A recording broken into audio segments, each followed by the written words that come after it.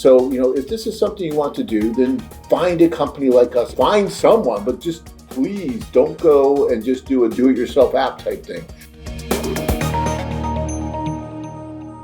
Tonight, an urgent warning for Americans visiting Colombia not to use dating apps in the country. Urging caution in the use of dating apps due to a surge in suspicious death. Criminals are using the sites to lure victims within U.S. citizens. I'm sure many of you may have seen in the news about some of the issues that people that have been using the dating apps, and the Tinders of the world, those kind of sites, have been running into in Colombia. And unfortunately, there's been several deaths in that area. And it's not just Colombia.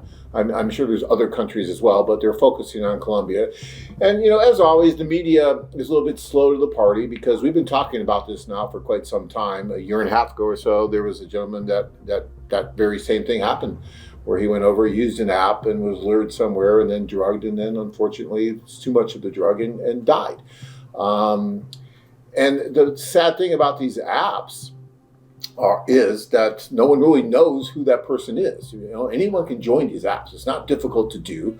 There's not a screening process. There's not personnel there to help you with the introduction or anything like that. It's a do-it-yourself process, right? You go over, you put in the information. Oh, this woman seems to be, very interested in me. I'm going to go meet her.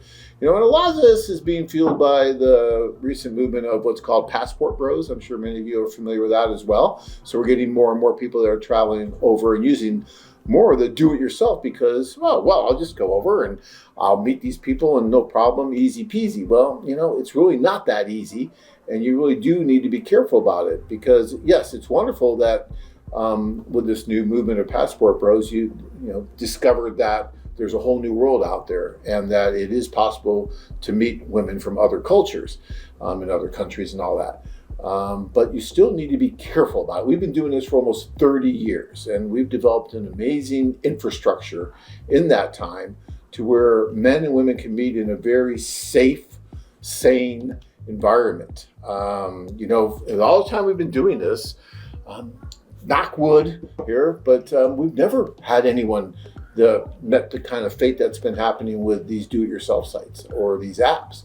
And one of the reasons for that is that when the women join our service, they are going through a process with our offices. They are interfacing with our staff, meeting our staff. Our staff is getting to know them. We're getting government IDs. We are talking with them. We are interviewing them. We are building relationships with them. We are building relationships with them before you have the opportunity to build a relationship with them. That should mean a lot to you if you're worried about, who you're meeting, especially in a foreign country that you may not be really aware of everything going on. But when you go there, you're met by our staff, and we know who you are, and we know who it is you're going to meet, and we facilitate that meeting in person, which is so much safer and so much more effective, by the way, as well, than using a do-it-yourself type app where you're totally on your own. In a foreign country where you don't know anyone and you don't know really who it is on the other end of that app that you might be talking with. You see a photo and you think it's that person, but how do you know it's that person? I mean, is there any kind of screening process that they have to really go through to really prove that they're that person? You don't have to upload ID. Some profiles, you can have like check mark, it says profile verified, but all it is, you just sending them your selfie of your face. But if it's a scam account, it's just, again, there's room participate in the scam. It's all you need to take a selfie of yourself. That's all verification process. Again, there is no passport there that they require, nothing else. Just a photo and a selfie that looks relatively like a photo. Yeah, and so guys, you go over, you think, even if you've had like maybe some kind of a correspondence or something going back and forth with this person, quote unquote, when you go to meet, you really don't know who it is you're meeting. It could be anyone, or this person could be involved with a criminal syndicate that's working to lure people like you to a country and then take advantage of you. Best case scenario is that they just rob you. Worst case scenario is that they kill you. And according to the papers lately, they've had 8+ men that they think have been murdered in this way recently in Colombia. So now all of a sudden Colombia's got this terrible bad rap about, it's not safe, you can't go, blah, blah, blah. Well, it is safe if you do it the right way. right? There are safer ways to go about doing it. Look, anything can happen anywhere, even on our site. It's possible that anything can possibly happen.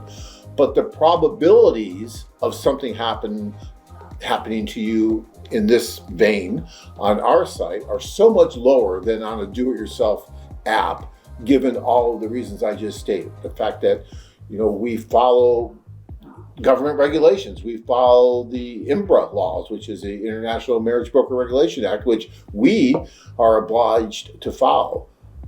Do-it-yourself apps have really, when that law was passed, they had great lobbyists that they were able to exclude themselves from that. So although they are assisting in introducing men and women from foreign countries, they are not required to do the things that we are required to do to help protect the women, and actually, as an extension of that, you in the process of meeting. And, and I've always, for any of you guys that know me, you've heard me talk about this countless times, how crazy I always thought it was that the big companies that have these huge websites and a lot of these do-it-yourself apps were able to exclude themselves from these safety precautions that were in this law, because their argument was it's not their primary source of income. Their primary source of income is domestic dating. Thus, they should not have to give women information about their rights. They should be able to exchange contact information whenever they want without any prior conditions, because it's not their primary source of income.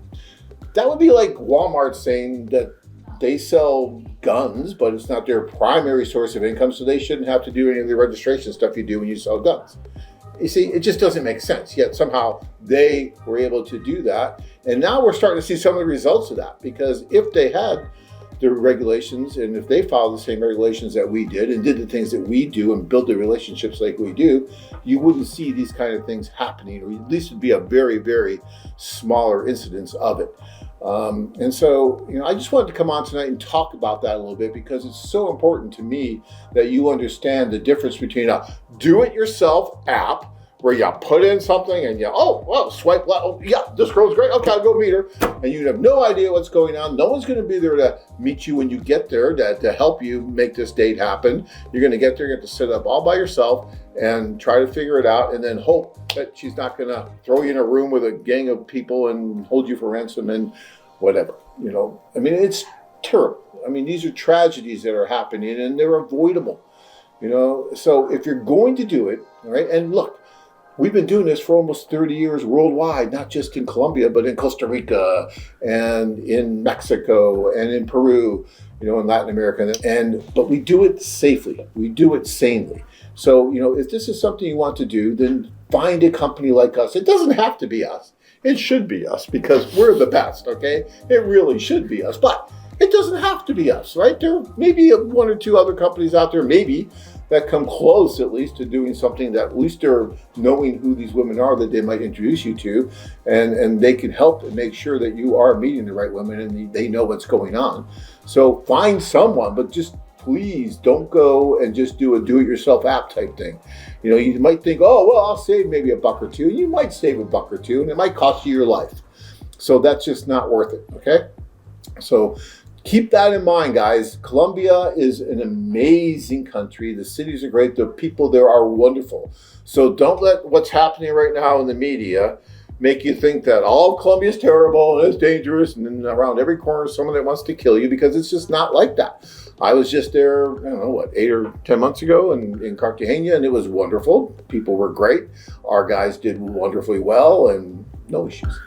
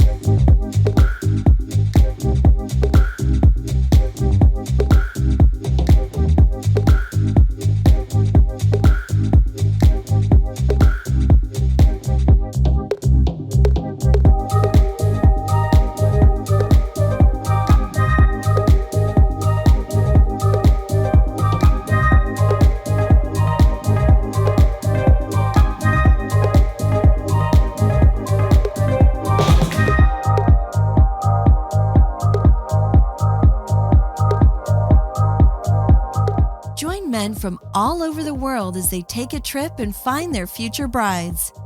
Interested? Learn more at firstlatinwomen.com.